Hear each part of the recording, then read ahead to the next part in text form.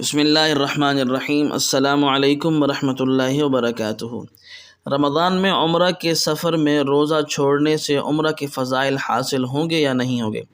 اگر عمرہ کے سفر میں کسی ایک جگہ 15 دن تک کا قیام نہیں ہے تو ایسا شخص شرعاً مسافر ہے، اور مسافر کو روزہ رکھنے یا نہ رکھنے دونوں کا اختیار ہے، چاہے عمرہ کا سفر ہو یا کوئی اور سفر ہو، اور نہ رکھنے کی صورت میں بعد میں اس کی قضا کرنا لازم ہوگی۔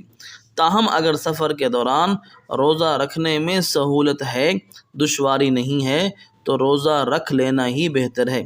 اگر روزہ رکھنے میں مشقت اور دشواری ہے تو اس صورت میں روزہ نہ رکھنے کی اجازت ہے، اور بعد میں اس کی قضا کر لے۔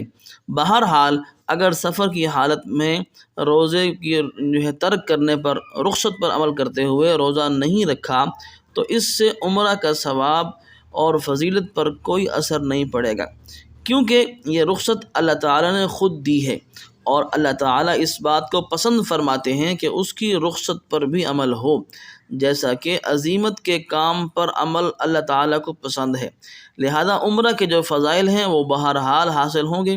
رخصت پر عمل کرنے کی وجہ سے عمرہ کے خصوصی یا عمومی فضائل سے محرومی نہیں ہوگی۔